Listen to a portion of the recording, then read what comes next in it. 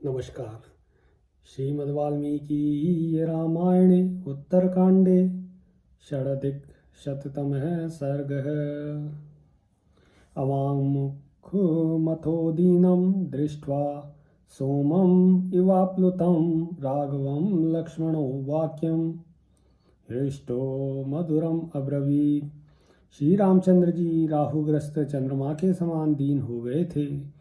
उन्होंने सिर झुकाए खेद करते देख लक्ष्मण ने बड़े हर्ष के साथ मधुर वाणी में कहा, न संतापम महाबाहो मदर्थम कर्तुम अर्हसि पूर्व निर्माण बद्धा ही कालस्य गतिरीदृशी।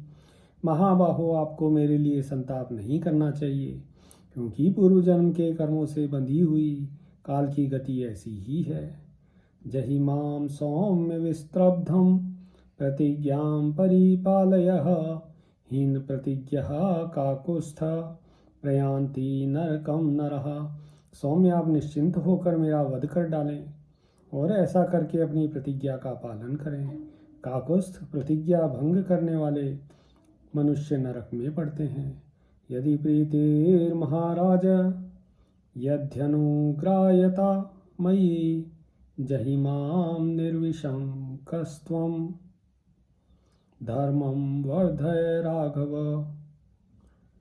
महाराज, यदि आपका मुझ पर प्रेम है और यदि आप मुझे कृपा पात्र समझते हैं तो निशंक होकर मुझे प्राण दंड दें। रघुनंदन, आप अपने धर्म की वृद्धि करें।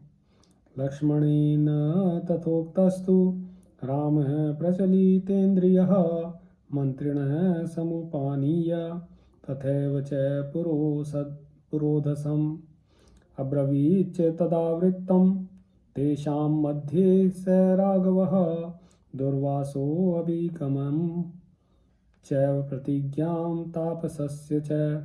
लक्ष्मण के ऐसा कहने पर श्री राम की इंद्रियां चंचल हो उठी।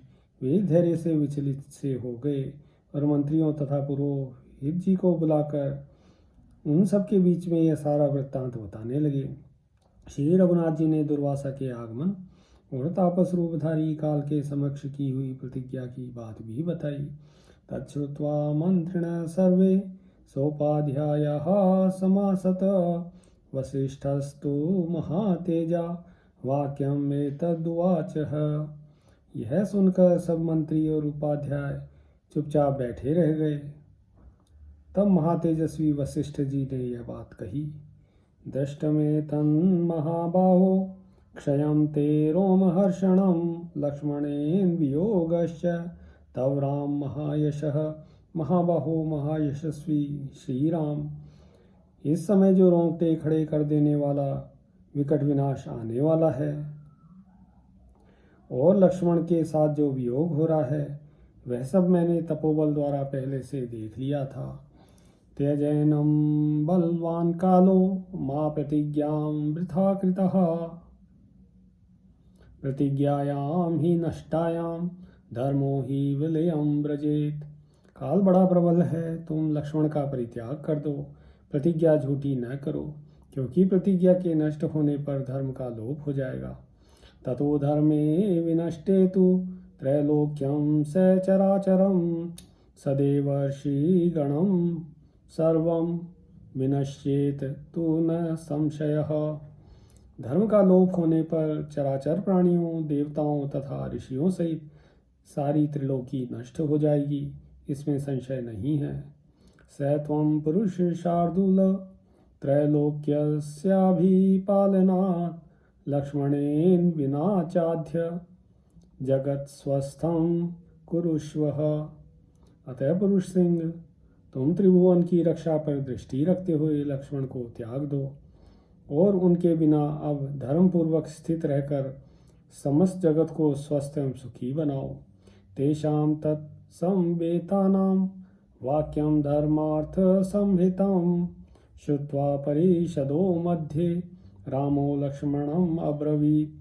वहाँ एकत्र हुए मंत्री, पुरोहित आदि सब सभासदों की उस सभा के बीच वशिष्ठ मुनि की कही हुई वह बात सुनकर श्री राम ने लक्ष्मण से कहा, विसर्जये त्वां सौमित्रे माभृद् धर्म विपर्ययः त्यागो वधो वा विहितः साधूनां या भयं समम। सुमित्रा नंदन, मैं तुम्हारा परित्याग करता हूँ, जिससे धर्म का लोभ न हो। साधु पुरुषों का त्याग किया जाए अथवा वध, दोनों ही समान है। रामेण भाषिते वाक्ये बाष्पव्याकुलितेन्द्रियः लक्ष्मणस्त्वरितं प्रायात् स्वगृहं न विवेशः। श्री राम के इतना कहते ही लक्ष्मण के नेत्रों में आंसू भर आए। वे तुरंत वहां से चल दिए, अपने घर तक नहीं गए। स गत्वा सरयूतीरम् उपस्पृश्य कृताञ्जलिः निग्रह्य सर्वस्त्रोतांसि निश्वासं न मुमोचः। सरयू के किनारे जाकर उन्होंने आचमन किया और हाथ जोड़ संपूर्ण इंद्रियों को वश में रख के प्राणवायु को रोक लिया।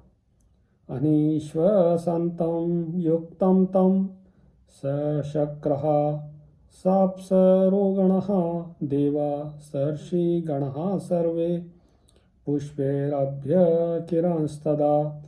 लक्ष्मण ने योग युक्त होकर श्वास लेना बंद कर दिया है। यह देख इंद्र आदि सब देवता, ऋषि और अप्सराएं उस समय उन पर फूलों की वर्षा करने लगे। अदृश्यं सर्वम् अनुजः सशरीरं महाबलं प्रगृह्य लक्ष्मणं शक्र त्रिदिवं संविवेशः। महाबली लक्ष्मण अपने शरीर के साथ ही सब मनुष्यों की दृष्टि से ओझल हो गए।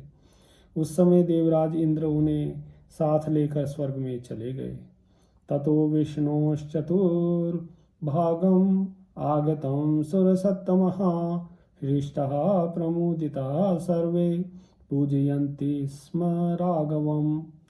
भगवान विष्णु के चतुर्थ अंश लक्ष्मण को आया देख सभी देवता हर्ष से भर गए और उन सब ने प्रसन्नतापूर्वक लक्ष्मण जी की पूजा की।